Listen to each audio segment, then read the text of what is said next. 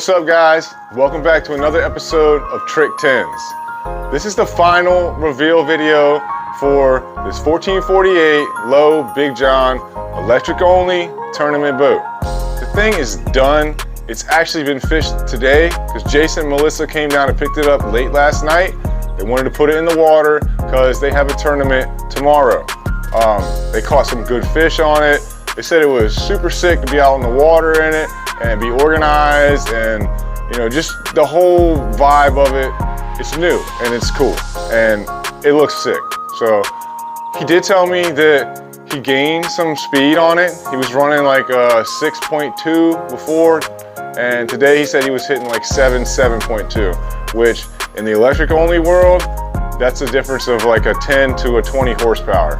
So I'm really happy about that. That's one thing I was kind of worried about. We did take out a lot of wood and we did remove a lot of, you know, angle framing structure and replace those with some thinner rectangular tubing, but we did put a lot of metal into the boat too. So I was really stoked to find out that the thing actually went faster. I was just hoping it was going to be the same speed, but faster is just over the top. They were very, very appreciative of the whole build, and I know they're going to use this thing. I know they're going to help promote me, and all in all, I feel great about the whole thing. So let's jump right into this video and give you the last part of the turf, the paint, the decals, and you get to see the finished product at the end of the video. So make sure you stick around. And please hit that subscribe button and the like button. Help us grow the channel. I'm gonna get back to work.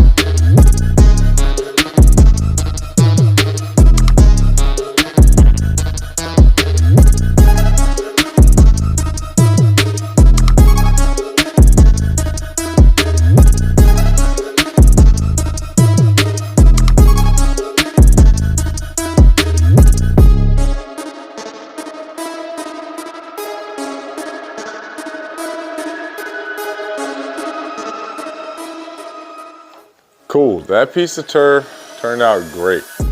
Now, if I was running a cut groove pattern, something that had lines in it or something like that, then I would recommend that you start at the front and work your way back, keep all your lines even. So after this piece, I would start with the floor piece and work my way all the way back down the back deck. But since this is a camo pattern, no cut grooves, it has a brush finish to it.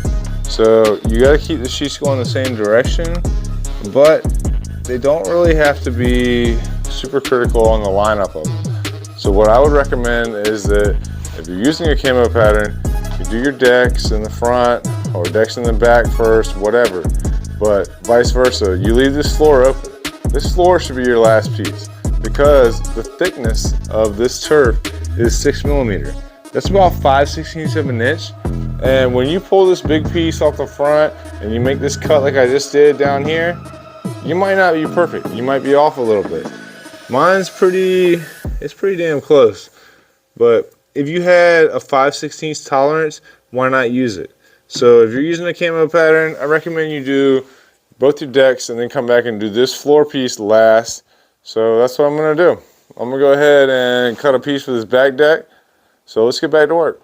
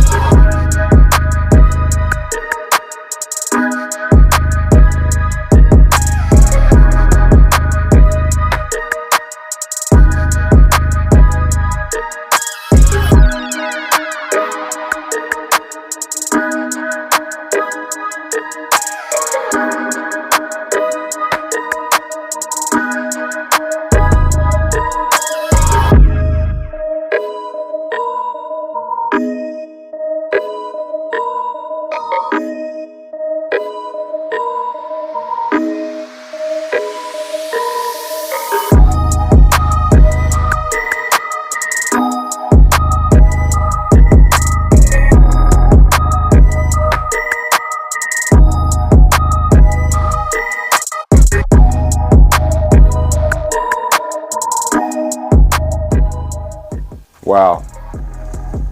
The back deck is completed. It looks dope. This turf is very easy to lay with the camo pattern. You can't even see the seams in it. I still have 2 sheets left over there and a half a piece on the floor. All I have left is the floor of the boat and the left and right side over here, and then this front bow section. I laid all this turf without making any templates for the first time. The only reason I tried this is because I'm on a crazy time frame.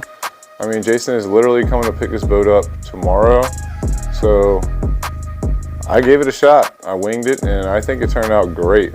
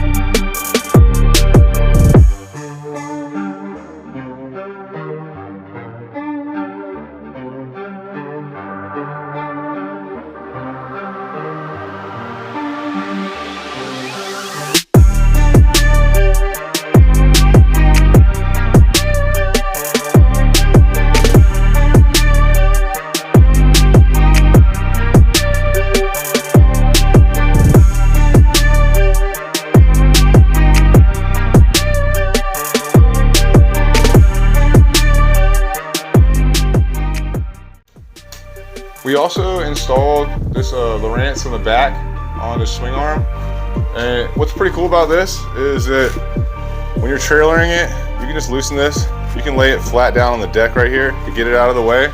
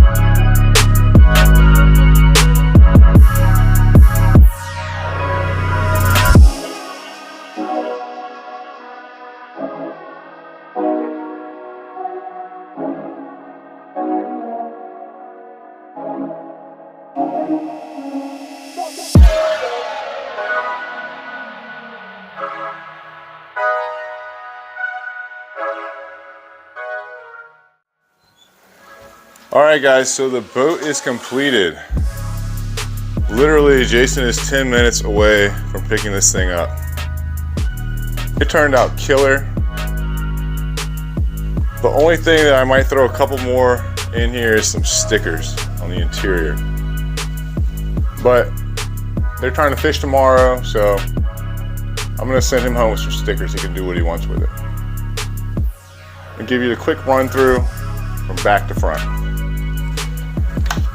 All right, so obviously we've got a hatch on either side, storage compartments. This one has a Minn Kota battery tender in here, and that is hooked up to both of the batteries that are in this front compartment right here. Right next to that is a main on-off switch for the outboard motor. This cable is just cable that he hooks up, and he disconnects that when he's not using the outboard. The torpedo, we got the jack plate, transom plate for it. It turned out sick with this splash rail right here. Just worked out good. You know, it's an electric only boat when it has 2 charging port plugs on it. This one is hooked up to the back 2 batteries, and this one is hooked up to the front 3 batteries. So we've got a pedestal seat base right here in the center. Batteries in here. That box has the keys to the hatch lids, drain tubes in both of these back compartments. Big storage compartment.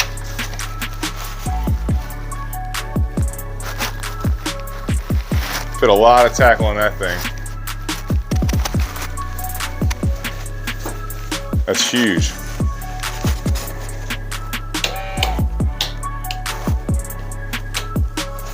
Turn the lights on so y'all can see in here. There's a lot of storage in there though.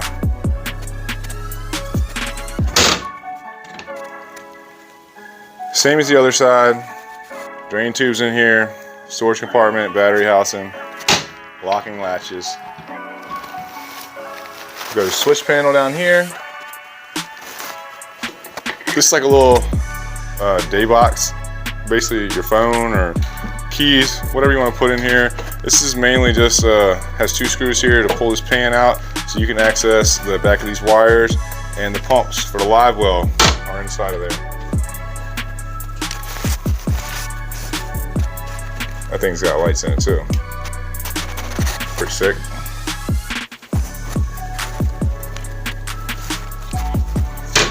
That gets us into our 2 front deck hatches, big ones. A big front deck. The bow mount thing, it's a little weird, but I think it turned out killer the way it looks. I mean, it was kind of a pain in the butt to turf it, but it looks really good. So this compartment, it's got 3 more Dakota lithiums in there. And the very front compartment is wide open. It's just gonna be for storage.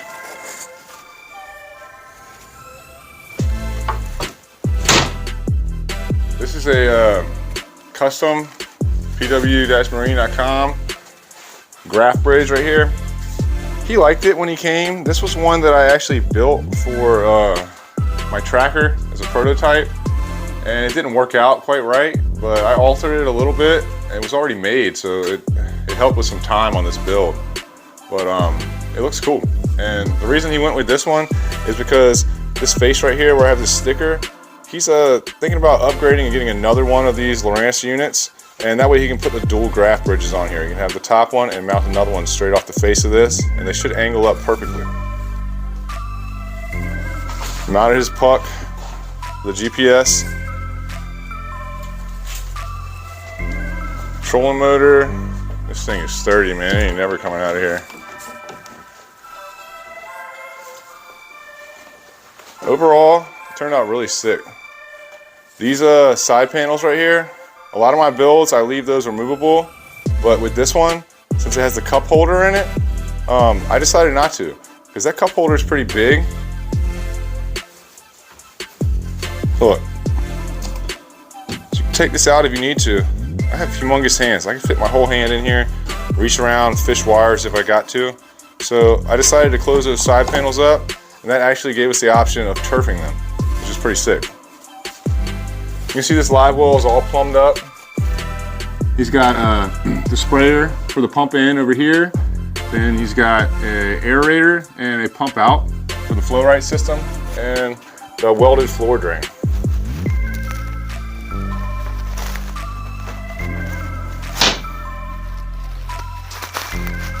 All right, so let's light this thing up, and I'm gonna show you what I did on the outside of the hull. The side of the hull turned out really sick. It's got the RLOS, Electric Only Tournament Series, logos up here, killer pinstripes, a G.I. Joe. It's a kind of a theme build with the camo print and the green. His son's name is Joe, and I think it just really sets the whole thing off. Got some Trick 10s logos. All in all, I really like this build. The whole build turned out to be one of my favorite builds, and I can't wait for them to get this thing out on the water. So, wow, the thing turned out sick, right? I mean, it is dope. I love everything about it, except for the fact that it's riveted, but it's one of my favorite builds. The whole color, the colorway, the turf, the paint, decals, the G.I. Joe theme, that's all me. It's all stuff that it's right up my alley. Jason picked all of it out, except for the color of the boat, but it turned out really cool. So I hope you guys enjoyed it. I would love to hear what you think of it in the comments. We don't get a lot of comments on these videos, so let's try to get those comments up. Please subscribe, help me grow the channel. But looking on to the future, I've got some more stuff coming up. I have got to get this jet boat wrapped up. Part 1 of that is going to be dropping hopefully sometime next week, and I'm going to put a lot of time into that this upcoming week and try to get part 2 of that build to follow that one pretty quickly. I also have a Tracker Grizzly 1448 that the customer brought to me completely stripped out. It's already painted, and he's pretty much willing to let me do whatever I want to with it. And you know, when that happens, those are the ones I really dig, because I can do some stuff that you wouldn't expect, and it just gets me excited. It gets me all about it. So I'm gonna get that one going too. And I got some other little things. But the first thing I gotta do is clean up my garage. But I just wanna say thank you guys for watching and sticking around. I need to get those views up. So if you're still watching, big ups to y'all. It's time for me to get back to work.